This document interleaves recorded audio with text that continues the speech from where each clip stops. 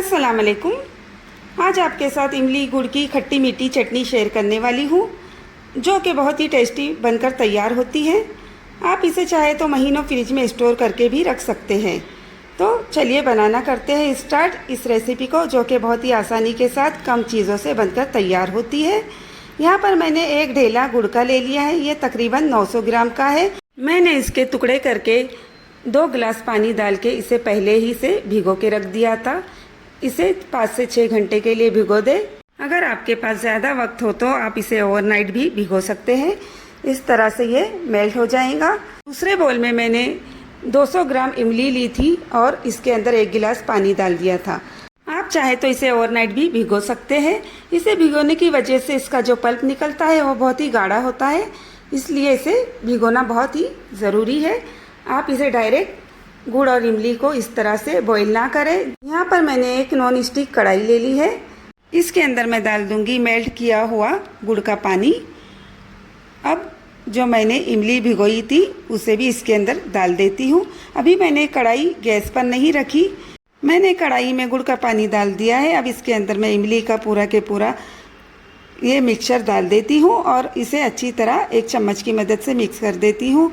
इसे full flame पर जब तक पकाना है जब तक कि इसमें उबाल ना आ जाए, और जब उबाल आ जाए तो इसका फ्लेम स्लो कर देना है। तो इस तरह से मैंने इसे मिक्स कर दिया है। अब रख दिया है गैस के ऊपर।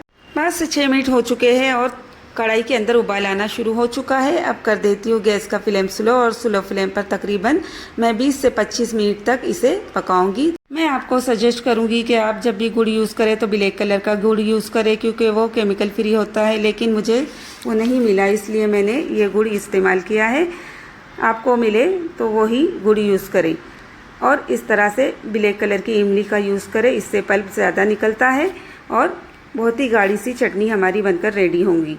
इसे आप रोज़ के स्नैक वगैरह के साथ भी खा सकते हैं, और रमज़ान में महीनों तक स्टोर करके इफ्तारी में भी यूज़ कर सकते हैं। ये बहुत ही टेस्टी बनकर तैयार होती है और बहुत ही जल्द ख़त्म भी हो जाती है, क्योंकि रमज़ान में अक्सर हमें इन चीज़ों की ज़रूरत होती है। इसलिए इन्हें पहले ही रोज़े से बना के रख दें, जिसकी वजह से ये महीनों तक ख़राब भी नहीं होती और हमें रोज़ रोज़ बनाने का झंझट भी नहीं रहता।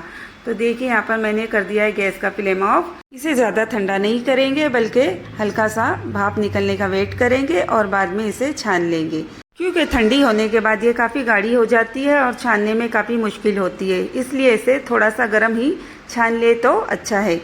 यहाँ पर मैंने इसे देखिए थोड़ा सा गर्म ही ले लिया है, और इसे एक कप की मदद से मैं इसे छानते जाऊँगी। थोड़ा थोड़ा करके मैं एक छन्नी में डालती जाऊँगी और इसे छानती जाऊँगी। तो इस तरह से मैं इसे पूरी तरह से छान लूँगी। तो आप भी इसी तरह से इसे छानते जाए और एक स्पैचुला की मदद से इसे प्रेस करते जाए। इस तरह से डालते जाए और चम्मच वगैरह से प्रेस करते जाए, जिसकी वजह से सारा पल्प छन्नी के अंदर चला जाएगा। इस चटनी को आप रूम टेम्परेचर पर ठंडा करें और फिर एक जार में भरकर फ्रिज में रख दें। ये कई दिनों तक आप इस तरह से इस्तेमाल कर सकते हैं इस चटनी का, क्योंकि ये ख़राब नहीं होती। मैं अक्सर रेसिपी बनाती रहती हूँ, और जब भी मैं इस तरह से चटनी बनाती हूँ इसे स्टोर कर लेती हूँ, और जब भी ज़रूरत होती है मैं थोड़ी सी निकाल कर यूज़ कर लेती हूँ। इस तरह से ये काफ़ी दिनों तक चल जाती है, और रमज़ान में भी मैं इसे इसी तरह से बनाती हूँ और स्टोर कर लेती हूँ, जिसकी वजह से ये कई दिनों तक इफ्तारी में किसी भी स्नैक के साथ यूज़ करते हैं। इमली को भिगोने की वजह से देखिए कितना सारा पल्प हासिल हुआ है। इसे छानने के बाद आप चाहे तो सफ़ेद तिल या सूखा धनिया जो होता है इसे क्रश करके डाल सकते हैं, जिसकी वजह से ये बहुत ही टेस्टी लगती है और किसी भी स्नैक के साथ खाने में वो चीज़ें आती है तो बहुत ही उसका फ्लेवर अच्छा आता है। यहाँ पर मैंने 900 ग्राम के हिसाब से क्वांटिटी बताई है। अगर आपको कम बनाना हो तो क्वांटिटी घटा दें। तो इस तरह से आप थोड़ी सी भी चटनी बना के यूज़ कर सकते हैं। तो इस तरह से मैं तमाम पल्प को निकाल के एक साइड में डाल देती हूँ, और देखिए यहाँ पर तमाम चटनी को मैंने अच्छी तरह छान लिया है। इसे मैं एक जार के अंदर भर के फ्रिज में स्टोर कर दूंगी जब ये ठंडी हो जाएंगी। देखिए चटनी के पीछे भी काफ़ी गाढ़ा सा पल्प लगा हुआ है, इसे भी निकाल लेती हूँ, और काफ़ी गाढ़ी चटनी बनकर तैयार हुई है। ये और ठंडी होने पर और ज़्यादा गाढ़ी हो जाएंगी। यहाँ पर मैंने एक सर्विंग बाउल ले लिया है। अब चटनी को निकाल लेती हूँ सर्विंग बाउल में। चैनल पर नए हो तो चैनल को लाइक करें, वीडियो को सब्सक्राइब करें और बेल आइकन को भी प्रेस करें ताकि आने वाली वीडियो की नोटिफिकेशन आपको मिलती रहे।